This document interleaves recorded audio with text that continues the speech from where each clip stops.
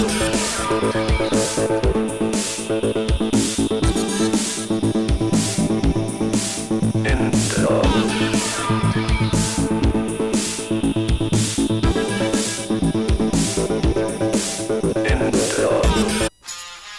and gentlemen, you are now watching The Source with our host, Angie, and her guest, Colorado State Representative Beth McCann.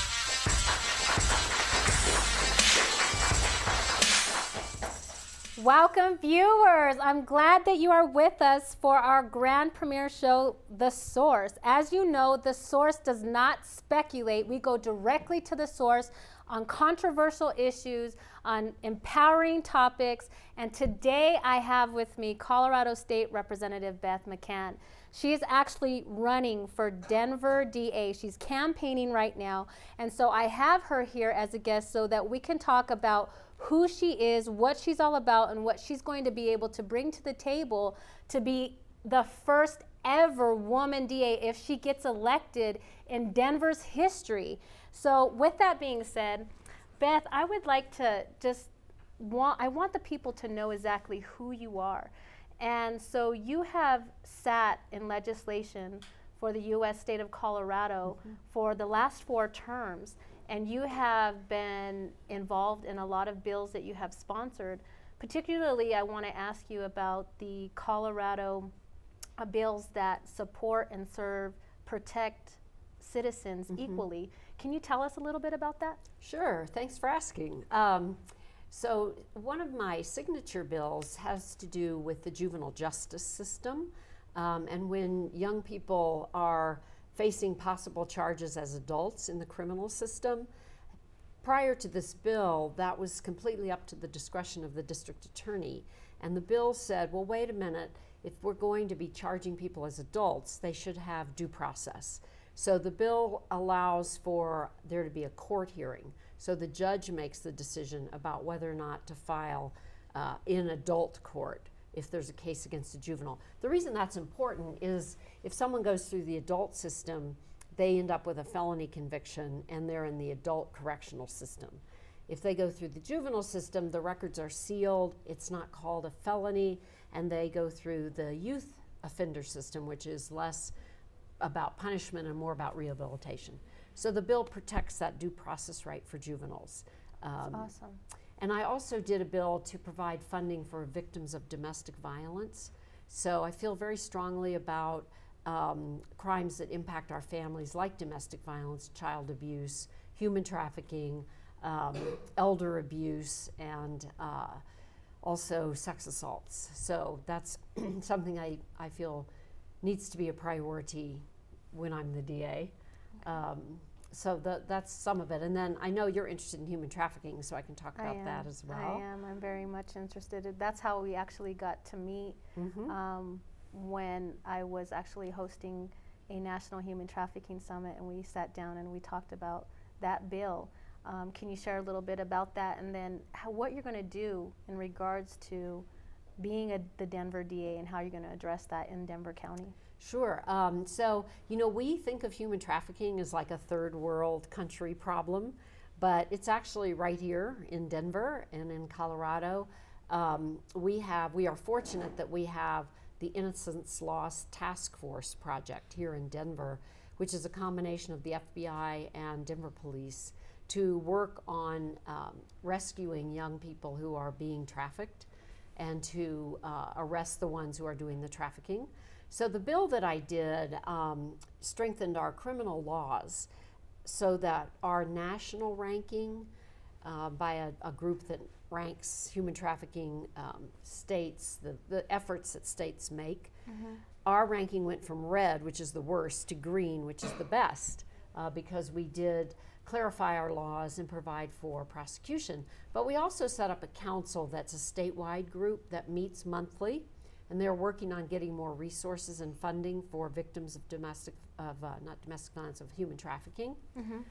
And also making recommendations about legislation, working in the whole area of how can we make sure that we can eliminate, hopefully eliminate this horrible, horrible crime. So against humanity. Yes. And I really am very passionate about the subject, as you know.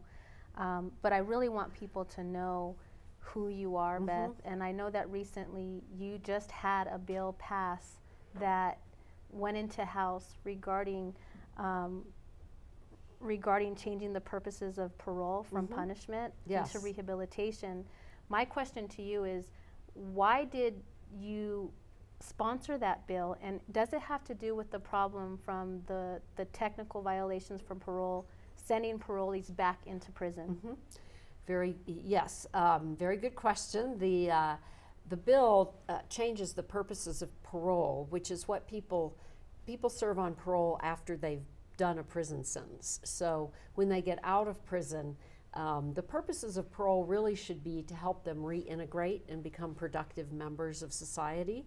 So the bill changes the purposes to reflect that more than punishment. So it's not so much, a gotcha thing. Your parole officer's supposed to be helping the person get housing, find a job, reintegrate, rather than trying to catch them doing something wrong. And our director of corrections is on board with that. He is making an effort to redo the culture of parole so that we try to help people become productive citizens. And that's a number one key, because when people are coming out of prison, especially if they have felony convictions, it can be difficult for them to integrate, and it can be difficult for them to get jobs, because we know that they have background checks, and that can be like a stigma against them. So to be able to have probation officers take a look at that and really not just try to get them back into prison for technical situations. So that bill is really going to help strengthen that. Are you guys going to do like education or anything like that for your probation officers, parole officers? They are doing that now in the department. They brought in a new director of parole, and she's actually from Wisconsin, where the parole officers have social work backgrounds instead of police backgrounds. So it's interesting how they're moving more in Colorado more toward that rehabilitation. And I'm also doing another bill that's going to be introduced next week it's sort of called Ban the Box, and that will it will tell employers that they can't have a box on their employment application that asks about criminal history. They can find out about criminal history later in the process, but the idea is to at least allow people the opportunity to get their foot in the door and get an interview and explain what the circumstances were if they have a felony conviction. Because again, I believe that it's better for the whole of society if people who are coming out of jail can then become productive and not go back to that same environment and the same criminal activity. So we're excited about that bill. It's already the case in the state applications for state employment that you can't ask about criminal history. So we're extending that to private employers, except those who are involved in highly sensitive areas like child care, access to financial records and things of that nature, where people who have criminal history backgrounds can't get the jobs by law. So, but I'm very hopeful that will help people find positions. I think that would really help with that stigma, and it really would help them to be productive, to be able to get a job, to support themselves, and then go through that process of integrating in the culture and the society, because it can be a culture shock to them. So to have that support, and like you said, with having social service background instead of people that have been in law enforcement, to be able to be parole officers, and that's amazing. What basically motivated you to pass that bill, or to be able to write that bill and sponsor that bill? Well, I belong to a group called the Colorado Commission on Criminal and Juvenile Justice, and it's a group of people from all over the state that the governor appoints or the General Assembly appoints, and it's comprised of prosecutors, probation, also defense attorneys, and mental health and child welfare So it's a good group of people that talk about how to make our system more effective, but also make it work better so that we don't have this continual cycle of violence and crime. And so part of that group has been looking at the whole issue of parole. So they approved this bill for not the ban the box bill, but the parole bill to be introduced in the legislature. And it fit in with my belief about criminal justice, that we need to improve the system so that, first of all, we should be doing more prevention so people don't get into the system, particularly with young people. I'm very interested in working on the juvenile justice system and keeping our young people out of the criminal justice path. So that's part of what I believe. But then also, when people come out of prison, having them get jobs and be part of the community so they can feel that they have a future is very important. That's awesome. So let me talk to you a little bit about lowering incarceration rates. Yes. We know that former President Bill Clinton in 1994 signed in a crime law and, signed it into law. And later on, him and Hillary Clinton last year renounced that law just because there was such a huge influx of people going into the prison system where funds were being drained, where those funds were supposed to be allocated to, teaching and rehabilitating and getting people, once they get out of prison, to have productive lives, but that didn't happen, and Bill Clinton renounced that. How do you feel about that crime law? Do you believe in it or do you oppose it, and why? So I don't believe in the mandatory sentences, the length of those mandatory sentences for drug possession and minor drug offenses. What's been happening is, particularly in the communities of color, people are being arrested and put in jail for drug offenses, and that was part of that whole movement, getting tough on crime, was to have mandatory sentencing. I personally prefer more discretionary sentencing so that judges can look at the whole circumstance of a case and the circumstance of the person that's involved and make a decision about what's an appropriate sentence. And I think our jails ended up getting minorities were disproportionately represented in our jail system and our prison system. So we need to really look at that. What I want to do is track what's going on in the DA's office from the moment when a decision is made to charge, and then what are you going to charge, what kind of plea bargain is offered, and what kind of sentencing recommendations are made. So all of those are points at which the DA's office makes those decisions. So tracking, are we treating people differently from different racial backgrounds? That was one of the sexual questions I was gonna ask you about. orientation, gender, and making sure that we are not doing that. I mean, that's unacceptable. People need to be treated equally and with That's right. justice for everyone. So I will be addressing that mass incarceration issue within our office. There is a national group that will come in and do an analysis as well of how the DA's offices are handling cases. So that would be another thing I'd want to look at and hopefully bring in to help us make sure we don't have unconscious bias going on. Oh, that is awesome, because I was going to ask you about that. Like you said, that someone nationally, an organization is going to come in nationally and see how the DA's office is handling that. So that's going to hold accountability. And you said that you wanted to implement tracking. How are you going to implement that tracking when you do go into the DA position? So within the office, I think it will be fairly easy because we can have sheets in each file folder where the deputy DAs will have to fill out the race, the sexual orientation, if they know it, and the background. So we can track that within our own office, I think fairly easily. Okay. And so you mentioned racial disparity, and when we look at, the U.S. Department of Justice, and they had said that, a male being born in 2001, the odds against that male going into prison in their lifetime is 1 in 3 African Americans, 1 in 6 Latinos, and 1 in 17 Caucasians. Looking at a Colorado Corrections Department report in 2007 in regards to the prisons here in Colorado, Latinos in the population here in Colorado at that time made up 17.1%.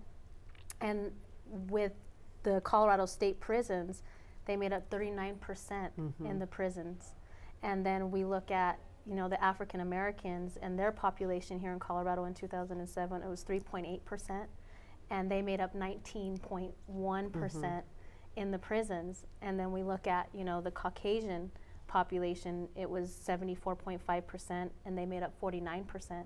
So looking at that, you answered that question right there and then. We know that there is some bias, and we know that there is an issue in regards to this crime law that was passed and how things have been progressing. So I'm glad that you're looking at implementing things when you get elected, and if you go into the DA's office, that you're going to be handling that. Another question that I have for you: do you believe Colorado is overusing incarceration, and does there need to be a comprehensive reevaluation of the current criminal justice policy, and is that necessary to kind of look at funds being allocated for treatment, rehabilitation, alternatives to incarcerations for people that are coming out of prison? Yes, well, we could definitely do a better job of reintegrating people into society, and also, again, looking at alternatives to prison or jail before they go in. So often it's a question of funding, and so finding resources to provide mental health treatment, substance abuse treatment. We do have a drug court in Denver where people who are in, I believe it's just their first offense, can get treatment. They report in to the judge once a month, and it's a way to help them get out of that lifestyle. And we've been pretty successful in the drug court. There's also this issue, though, of mental health, and we're not doing a very good job there. We are using our jails to warehouse people who have mental health issues. We need more resources up front so that people can get help rather than putting them in jail where they just can get worse. So that's an area that I'll continue to work on with both the city and the state to try to get additional funding. I'm also interested in establishing a veterans court in Denver, which would address issues of veterans when they run afoul of the law. Many of them do suffer from really serious mental health issues as a result of serving, and also substance abuse issues. So helping them, again, learn how to become, they have to reintegrate after being in a pretty awful war zone, and helping them learn how to reintegrate is also something that's important, I think, for Denver. So I'm going to pursue that as well. That's awesome. So I want to talk to you a little bit about, there was a project that was done by the Cato Institute. They did a police misconduct reporting project, and they said that Denver had an issue with police misconduct and brutality. And so looking at the history of Denver County and looking at all of the different complaints with force by police officers, I'm not going to say that they're all bad, but we know that there's been a situation with that. There has never been any type of conviction or any type of disciplinary type of situation with these complaints. What are you going to do concerning this situation? How do you feel about that? So there's no question that law enforcement needs to be held accountable if they break the law. And I have done that, actually. When I was a deputy DA here in Denver, I did prosecute, convict, and send to prison a Denver police officer. So I've done it. And if it needs to be done, I will do it. I'm hoping that we can give our officers more tools to handle situations, particularly when they're confronting someone who has a mental health issue, so that they can learn how to de-escalate situations rather than escalate them. So we'll be working with the police department to provide assistance and help in getting that kind of training. Also, when we get a situation where there's an assault or a homicide, I plan to have more input into the decision making about whether or not to file a case. So involving the independent monitor in those decisions, also having a forum where the public understands kind of what we're looking at, what kinds of issues there are in that particular case. Those are all things that I want to do to increase the transparency and the trust between the community and law enforcement. They're tough situations. We are asking police officers to do more and more, it seems. But if they step over the line, they must be held accountable. Particularly, recently we've had some incidents in the sheriff's department which have resulted in people dying, which has seemed to me totally unacceptable. I mean, this most recent one with Michael Marshall, who had a mental health problem and was agitated, but then having 4 or 5, deputy sheriffs on top of him for 13 minutes seemed a little much. Excessive. Yeah, That's very excessive. Now the DA hasn't decided yet whether he's going to file. Oh, I'm sorry. No, he hasn't decided yet whether he's going to do whether they're going to do discipline internally. The DA has said he's not going to prosecute. So there's also the internal discipline, which we have. When I was manager of safety, we did discipline officers. So officers do get disciplined internally, but that's not the same as filing a criminal case. So I thought there were parts of that situation where there could have been a criminal case filed. So those kinds of cases would be ones that I would really focus on and ask for additional investigation if it wasn't done. I remember the DA's opinion said that the medical examiner couldn't make a final determination of the cause of death in the Michael Marshall case. So I think that was one of the reasons the DA didn't want to file the case. But you could ask for an independent person to take a look at those records. There are other things the DA can ask for additional investigation to be done. Okay. So there's a lot of room for improvement, in my opinion. All right, that's awesome. So, we know that in history that there has never been a woman DA in Denver County to sit in that role. That's right. And so for me, that's monumental, first and foremost.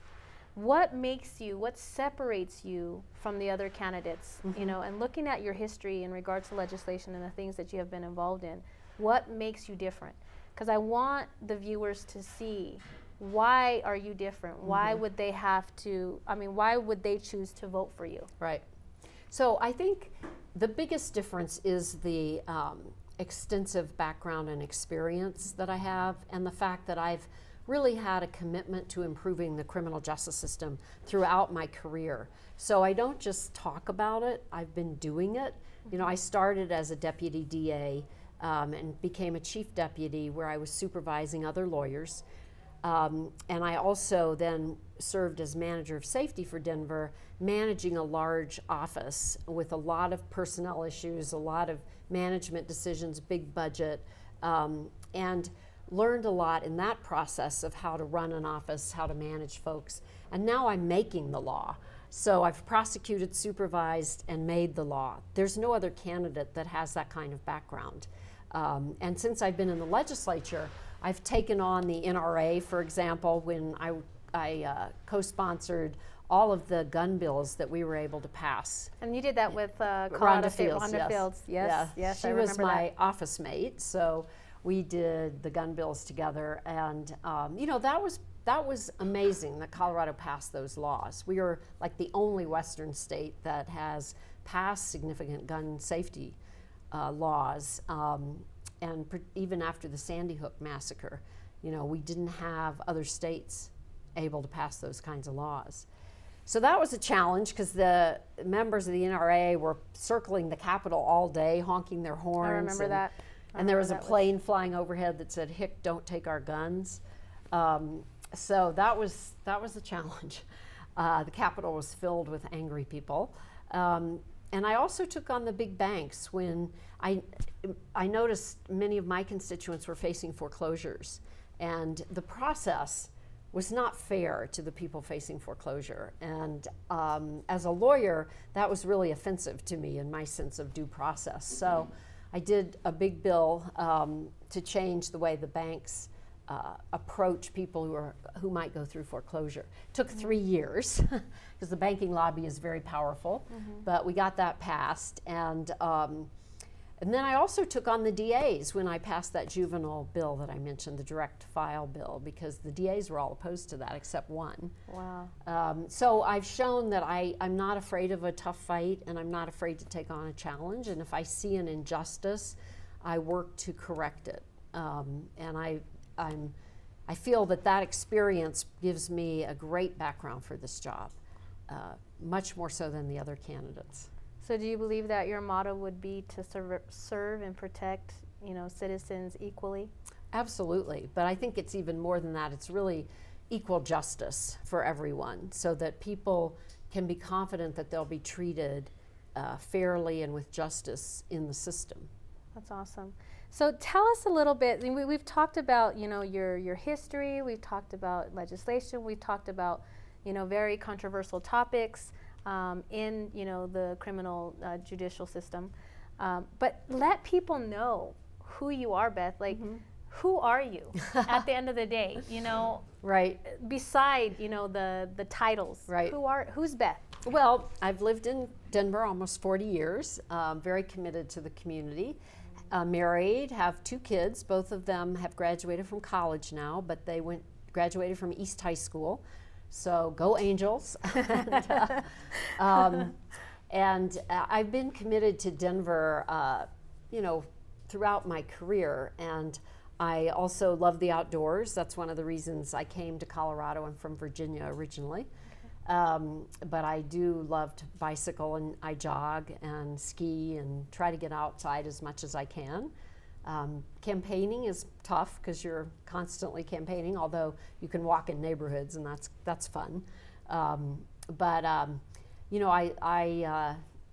I try to work hard and be fair, and my mom and dad were both worked in for the public good. My mom was a teacher of special education. My dad was actually a career Army man, so they instilled in me the value of serving your community. So I've always wanted to do that, and went to law school so I could help people live better lives, and try to protect those who don't have a voice in the system.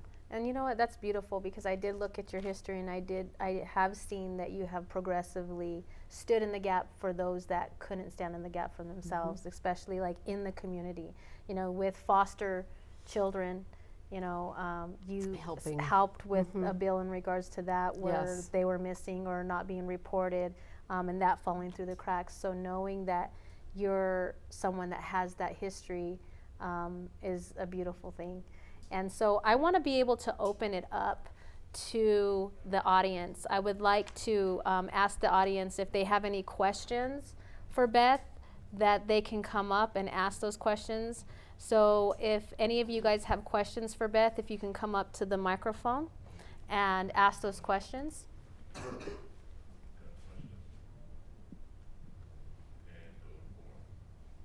Hi Beth, I'm Dee Valdez, and I have a question about the differences in the population and then the prisoner population.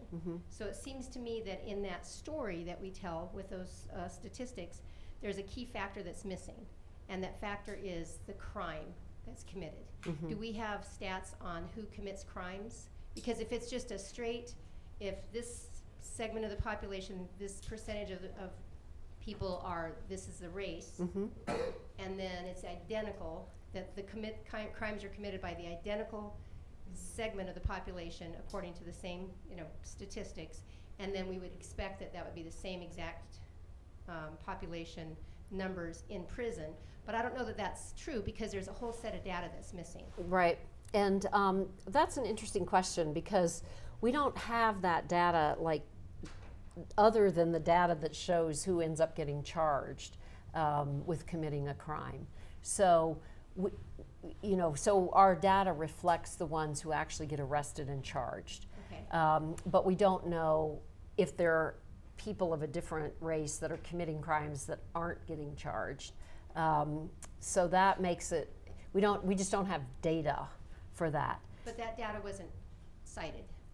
No, we don't have that kind of data. Now, what I've read is that, for example, with the drug issues, that when back in the 80s, actually, when they started the war on drugs, federal money was being offered to law enforcement and DA's offices that were prosecuting and arresting for drug offenses. So that was just as anytime the federal government wants you to do something, they'll provide funding.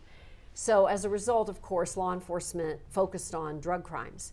And what I have read is that it was easier to make arrests in the minority communities because the drug deals were more in the open, versus in the white communities where they might be it would be harder to integrate into that house or that club to make that arrest. So if you're trying to bump up your numbers, it's easier to make the arrests in the communities where you can make more arrests. Correct.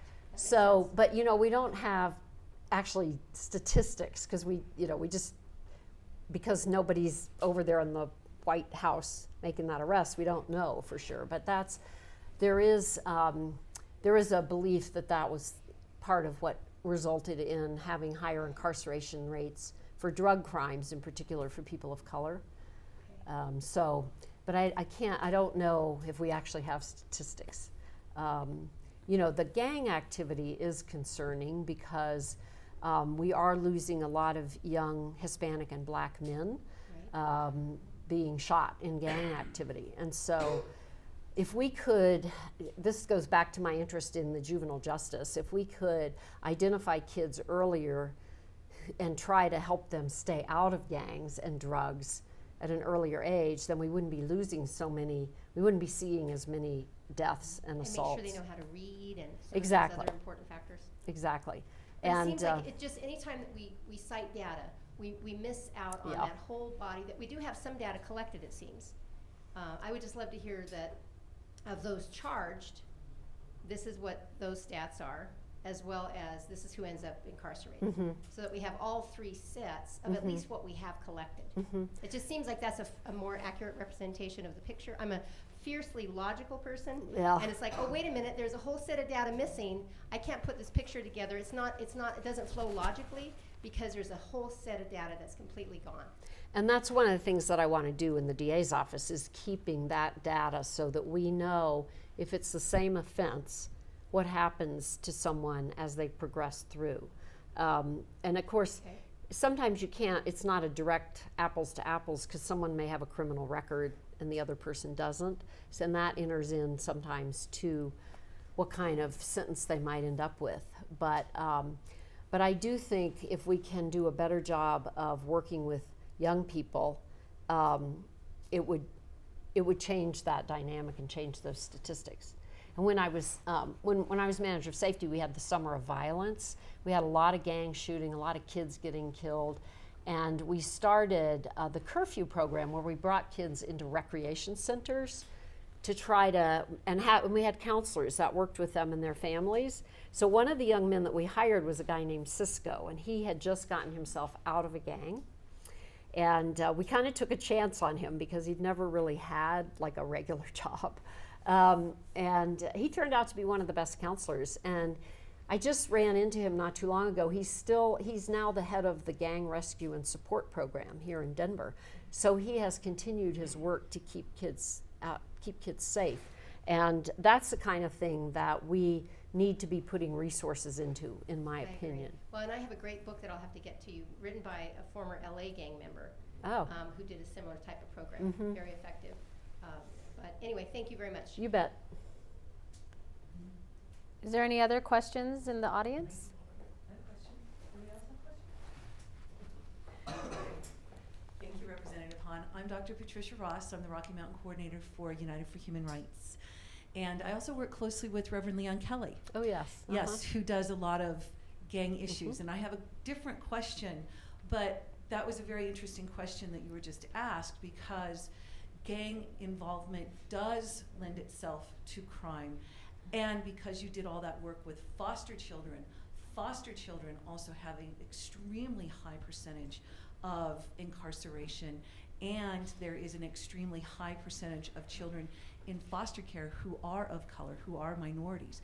So it'd be interesting to put that data there too. So, but the question that I have for you, as you were talking about handling those incarcerated, handling the rehabilitation aspect and the mental health aspect, I want to know where you fall on that, giving them medication to handle the issue, as opposed to having them go through a different, more holistic, and handling the symptoms, as opposed to just medicating them to just put them over there and then we don't have to worry about them so much. Because I know that, you know, because of the work that I do with Reverend Kelly, and I've asked the parolees who he works with, I say, you know, what's going on in prison? There's like, you know, there's the little drug cart that comes around and everybody gets their antidepressants and everybody gets all these different medications. Do you see that there's other ways to handle this problem? Well, I think it depends on the individual situation, but clearly there are people who are helped by other kinds of therapies, involvement in the community, mentors that will support them. And if that would be the preference, if that can be successful. I do think there are people who suffer from, you know, serious mental health issues who need medication, and so it's a balance. And I don't have the mental health background to know in any given situation what's the better path, but certainly the preference would be not to have to use medication. But sometimes I think that is necessary. And I totally understand that positioning, and it's good to hear you say that you are willing to go another route. As DA, you might be willing to look into something that is different than opposed to just sort of a blanket medicating the problem away type solution, which I don't think really helps. I don't think that's helping these people who have been incarcerated. You know, it's just taking a drug for your problem, as opposed to, here, let's help you really understand and solve that problem. Find solutions, find ways to handle yourself in society so that you don't have to go the route of criminality. So thank you for that. Sure. Thank you for the question. You're welcome. We have a large drug and task force and new facilities, and some of the community outreach that I'm working on is trying to build families. So my passion is building a foundation that is much stronger, that can help support the families. Imagine an institute, every educational institute having a parent classroom, not a PTA, but an actual parent classroom where they can be educated to where they can sit down with their children, learning how to work with education, sit down and talk to their children, and learn their true passion to build individuals in what they were born with. So it takes 3 generations to get out of poverty. And a lot of the families that are struggling, there's a vicious cycle. And I'm hoping that there will be people, leaders, that we could put into place that will start to build stronger families so that the families can help educate their children, and so that teachers can actually do their jobs and teach the children so that they can have a dream, a vision, something that they're very passionate about. So this is not an overnight thing that's going to happen, but if we can come up with a plan and a process to where we can eventually start supporting families a little bit more, then the vicious cycle won't continue. I grew up in poverty. I grew up in the ghetto. I have a lot of life experiences to just contemplate that. My job as an artist is to try and come up with the most thought-provoking ideas that are positive, that we can elevate, you know, the human race in a way. You know, I don't have to worry about being criticized, ostracized, ridiculed, lose my job. So we're working on projects not only in northern Colorado, but here, and I'm back and forth, trying to figure out plans that we can support communities in that way to build that strength.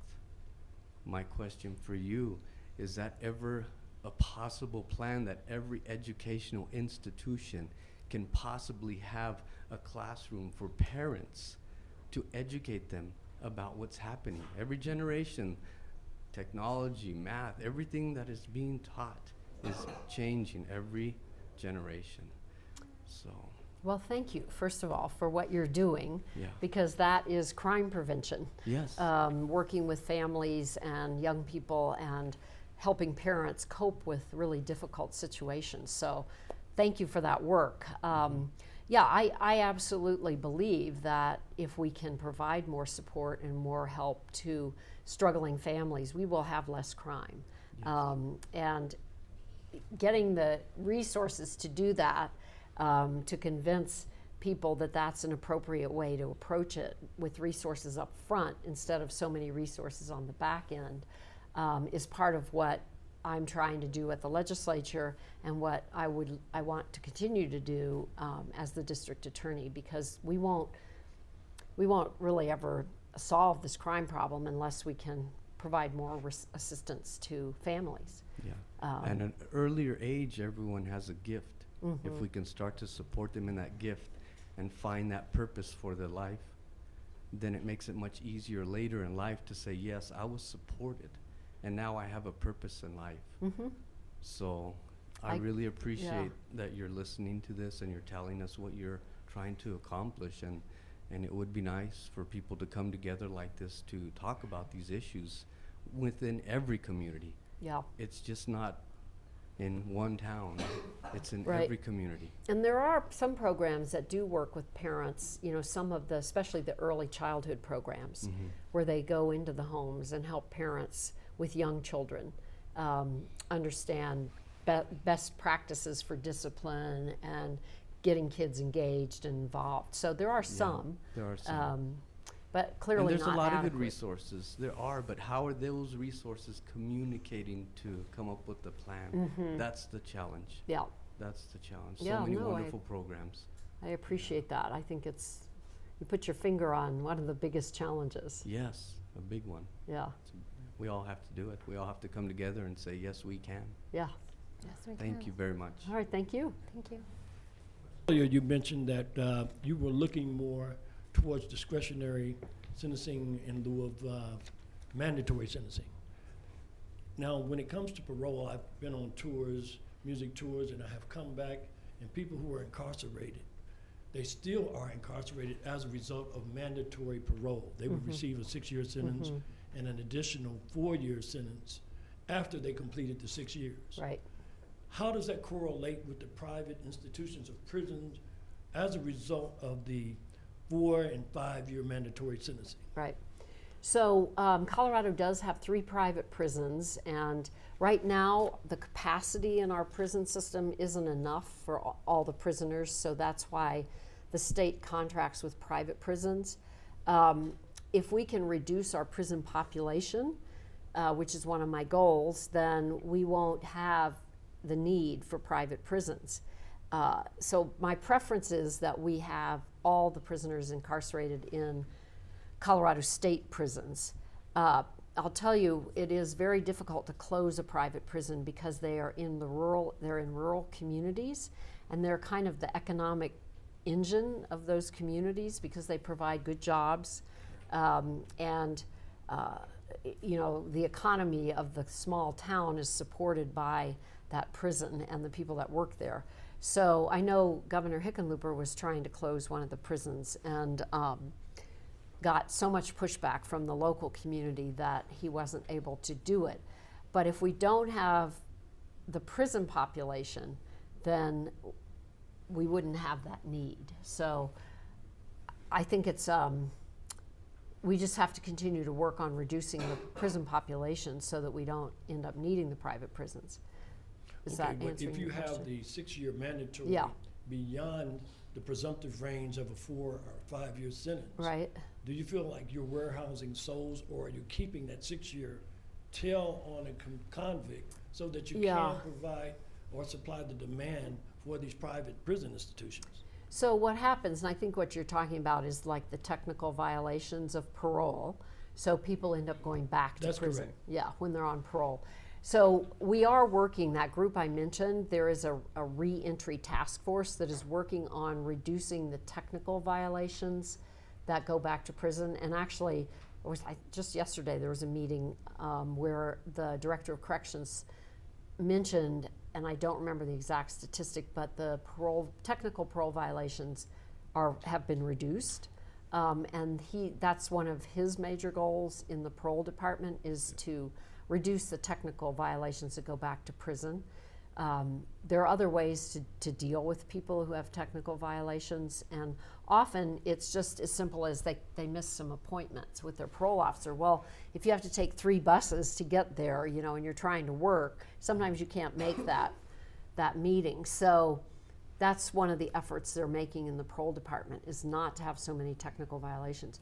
But the issue about mandatory parole is an interesting one, because some people feel like if you give parole, then at least the person has someone that's watching over them as they try to reintegrate.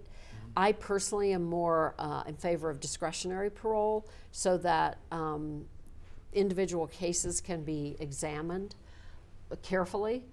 But again, the statistics show actually that the parole board doesn't release very many people on discretionary parole. So in some ways, the mandatory parole actually gets people out of prison earlier, because they do their time and then they're out on mandatory parole. The parole board can't keep them in longer.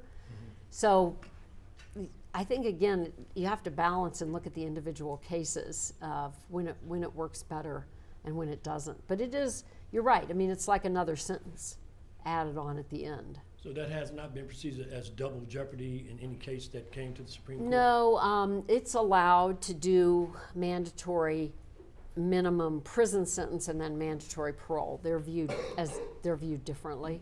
Okay. So. All right, thank you.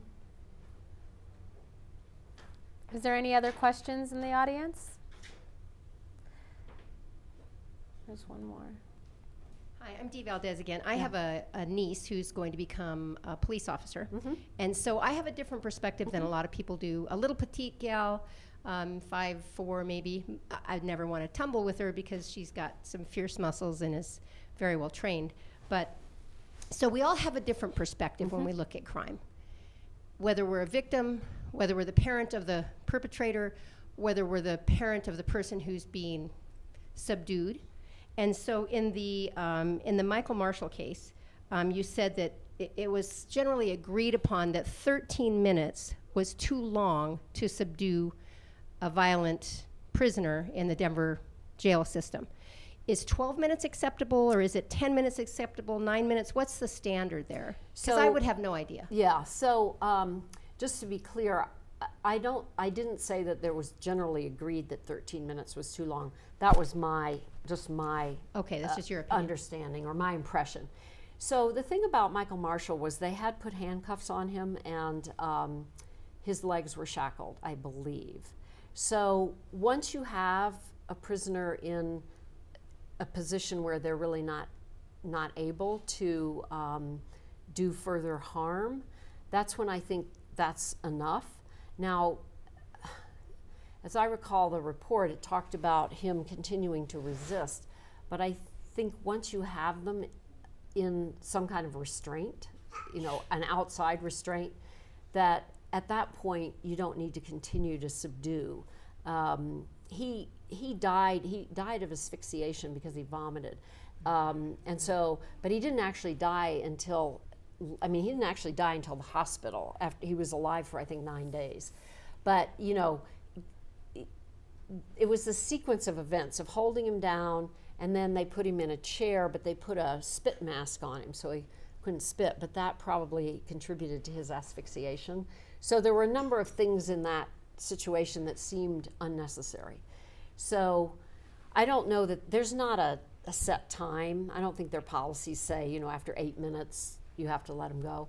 To me, it's when you have enough control that he can't really do any further damage. But would it be fair to say that if you're the officer trying to subdue him, that you would have a very different perspective than those of us sitting on the outside saying, oh, come on, obviously you're no harm. Right. Obviously he's somewhat less violent. I mean, you shouldn't need any other force. Because I'm aware of a young man when he was in his teens and was strapped down, severely in alcohol poisoning in that condition, arm strapped down, ankle strapped down, and still assaulted the EMTs who were picking him up. Completely subdued. I mean, completely strapped in. There's no way this young man, although he did, somehow, I don't know how, because of the human body has all kinds of additional force and strength when they're, in that hyper state. So what I would just say is that I think we lose perspective an awful lot as we cast judgment on what is and is not acceptable. And I know as I think about my niece subduing somebody, I'm going to want her to subdue him until she's completely 100% out of danger. And that's what I would do if I was a victim. That's what I would do if I was in a position, which I'd never want, to have to subdue somebody when they were in prison, whether they were shackled or not. But I think it's really easy to lose perspective in the process. And that's all I wanted to bring back to the discussion, is that perspective is very important as we have these discussions. You make a good point, and that's why I think you have to look at every case individually and see if there is enough evidence to actually file a criminal case, which is different than a discipline proceeding. Correct. And so you have to take it very, very seriously. You have to be fair to the officers as well as the individual. And these are tough calls, they're tough decisions, but absolutely, I mean, like I said, we're asking police officers to be doing more and more. Absolutely. And they have to make split-second decisions, so we have to be cognizant of what they're going through as well. Okay. So I appreciate your bringing that up. All right. Thank you very much. Thank you both. Sure. Is there any other questions in the audience? Hi. Yes. How are you? Good? Hope you're having a wonderful day. Earlier in your speech, you spoke about transparency in the justice system, and just as the previous speaker pointed out about some issues and things, what would you do if elected about what seems to be a delay in what happens in a criminal case, to where there may be some officers that are perhaps accused of some wrongdoing or some they little roughhousing and stuff with the suspect, and it always seems from the community's perspective that there's a delay in transparency. There's no video release, there's no comments released, the police don't have any comments, or like, we'll get back to you. Sometimes it's a week or 10 days, sometimes it's 2 or 3 months. And this sort of thing obviously creates distrust in the community. Right. So what would you do to address that?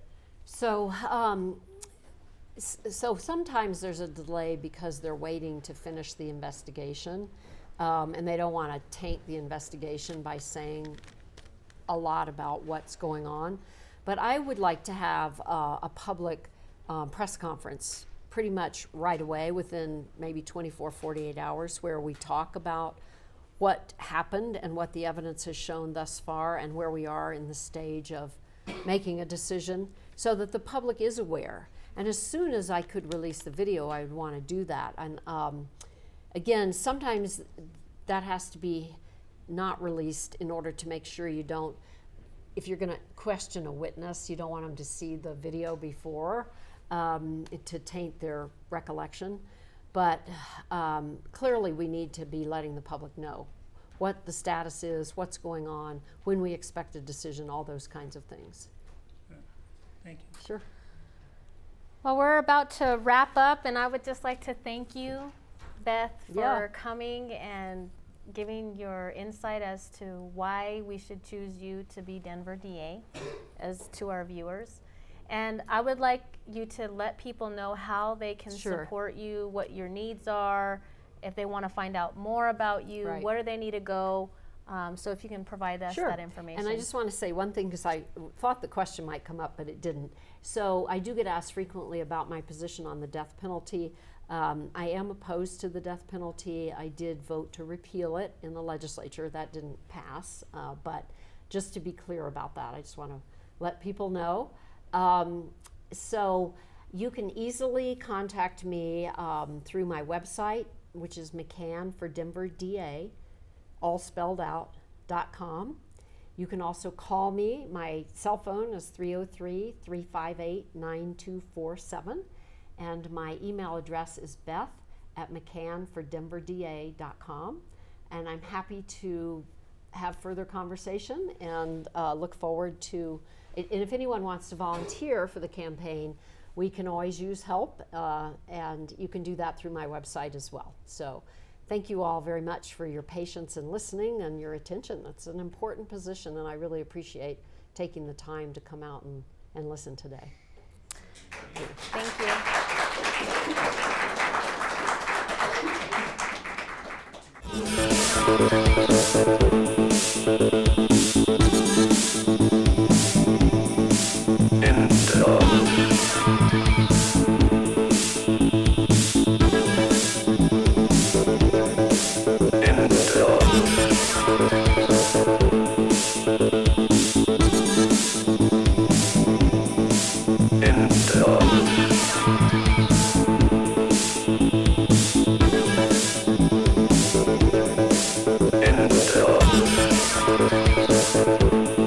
And